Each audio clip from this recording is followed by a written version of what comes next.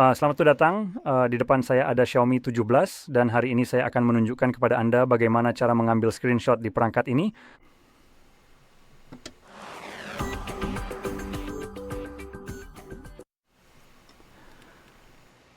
Jadi untuk memulai, Anda perlu membuka konten yang ingin Anda tangkap. Untuk saya, itu adalah layar utama yang sudah terbuka. Sekarang pastikan apapun yang benar-benar ingin Anda tangkap dalam screenshot tersebut saat ini sudah terlihat di layar. Setelah itu, yang perlu Anda lakukan hanyalah menekan tombol daya dan volume bawah secara bersamaan. Seperti ini. Dan itu akan mengambil screenshot. Saya bisa melihat ada opsi gulir dan kirim yang terlihat, dan pop-up ini akan hilang setelah beberapa saat. Nah, itu salah satu cara untuk mengambil screenshot. Saya rasa ada juga fitur usap ke bawah dengan 3 jari yang juga melakukan hal yang persis sama. Sekarang saya akan membahas dua opsi yang tadi muncul di sini, yaitu gulir dan kirim. Opsi gulir tidak tersedia karena memang tidak ada yang bisa digulir ke bawah seperti yang bisa Anda lihat. Tapi jika saya membuka sesuatu seperti pengaturan, sekarang Anda bisa melihat Anda bisa menggulirnya. Jadi Anda bisa menghentikan proses gulirnya. Saya juga bisa menggerakkannya secara manual. Klik selesai, dan sekarang ini akan mengambil screenshot versi panjang. Sekarang saya hanya perlu klik tanda centang untuk menyimpannya dan semuanya sudah selesai. Jadi itu satu hal yang ingin saya tunjukkan dan ada satu hal lagi di sini. Aduh, tunggu sebentar. Saya masih punya opsi untuk menampilkan dan menghapus Netflix, tapi saya masih punya aplikasi sampah lainnya, Spotify.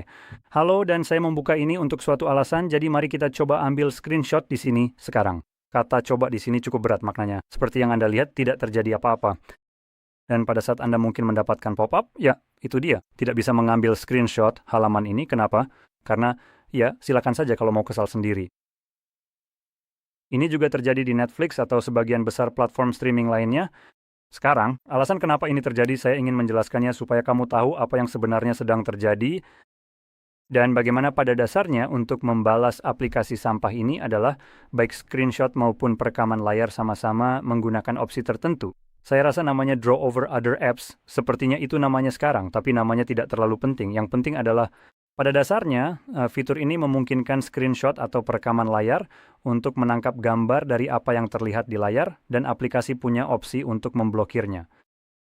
Nah, opsi ini dan fitur menggambar di atas aplikasi lain memang dirancang untuk melindungi privasi dan keamanan pengguna.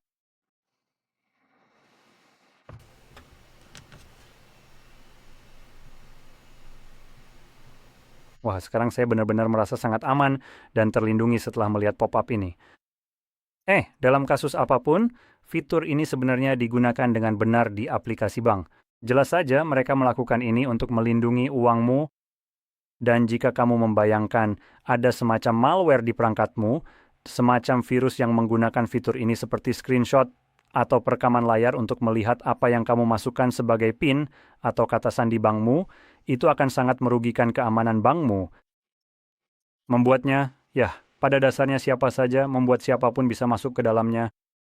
Bukan hal terbaik yang bisa terjadi. Jadi karena itu aplikasi bank memblokir fitur ini, tapi mereka memblokirnya tapi mereka memberikan cara alternatif untuk mencapai apa yang ingin kamu lakukan. Jadi jika kamu ingin mengambil tangkapan layar konfirmasi pembayaran, kamu memang tidak bisa screenshot, tapi kamu bisa mengunduh file konfirmasi dalam bentuk PDF.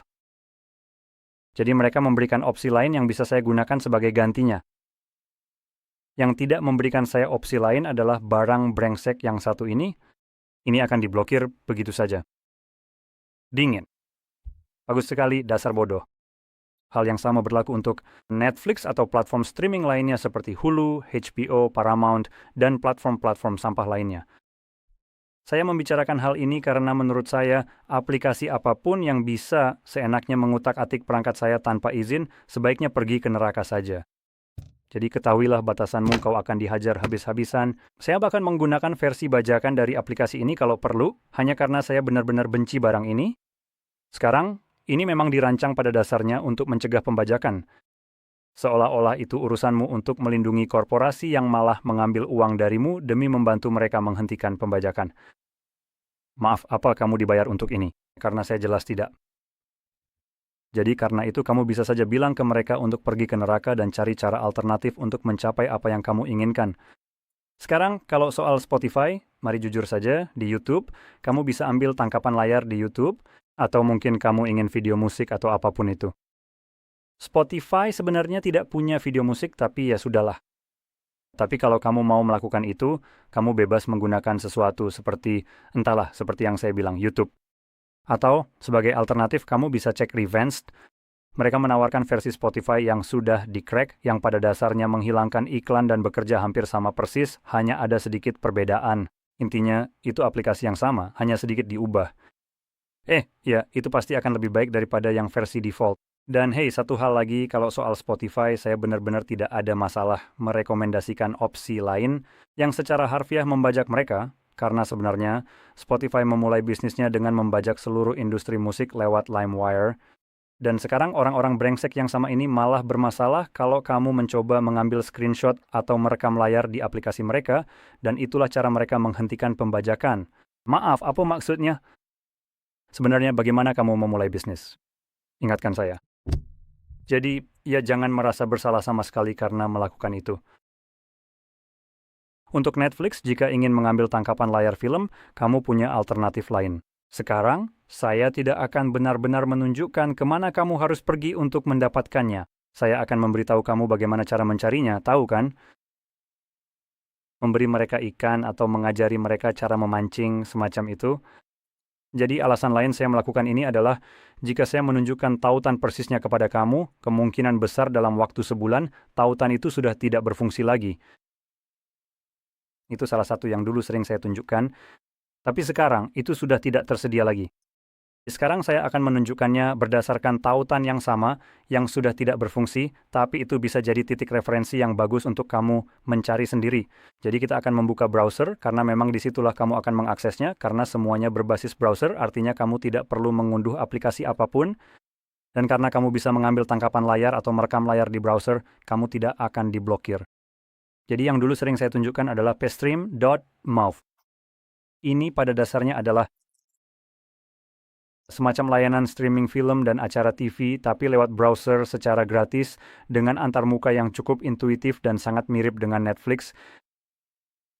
Sekarang, karena layanan ini sudah tidak tersedia lagi akibat DMCA takedown, yang bisa kamu lakukan adalah mencari alternatifnya, yang pasti bisa kamu temukan daftarnya di Reddit, atau kamu juga bisa mencari hal-hal seperti Netflix gratis. Dan cukup cari versi gratis dari Netflix, dan secara khusus cari opsi-opsi di Reddit. Saya bisa bilang, ada seluruh daftar situs web seperti ini yang bisa kamu jelajahi, daftarnya ada sekitar 20 situs berbeda. Semoga berhasil. Jadi sekali lagi, seperti pepatah ajarkan seseorang memancing, dari situ kamu bisa membuka apapun yang kamu mau, ambil tangkapan layar dan selesai. Dan hey, kalau kamu membayar untuk kontennya, kamu benar-benar berhak untuk mengambil tangkapan layar apapun yang kamu mau dari situ. Itu termasuk dalam penggunaan wajar, dan bukan urusanmu untuk melindungi privasi dan keamanan sebuah korporasi. Ponsel itu ada untuk melindungi milikmu, bukan milik orang lain. Jadi sekali lagi, jangan merasa bersalah melakukan ini. Dan ya, itu saja yang bisa saya sampaikan untukmu. Dan seperti yang saya bilang, melakukan ini menurut saya masih termasuk dalam penggunaan wajar. Seperti mengambil tangkapan layar dari sebuah acara, apa yang akan kamu lakukan?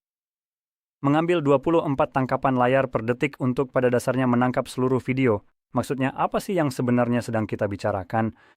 Dan bahkan jika kamu memang mengambil semua itu, jujur saja, kalau kamu tidak mendistribusikannya, ya tidak apa-apa. Bahkan kalau kamu mendistribusikan selama seperti 30 detik, atau saya juga tidak tahu pasti berapa lama durasi penggunaan wajar, tapi coba cek saja dan kamu bahkan bisa membagikan video, potongan-potongan dari sebuah acara, dan itu memang termasuk dalam penggunaan wajar.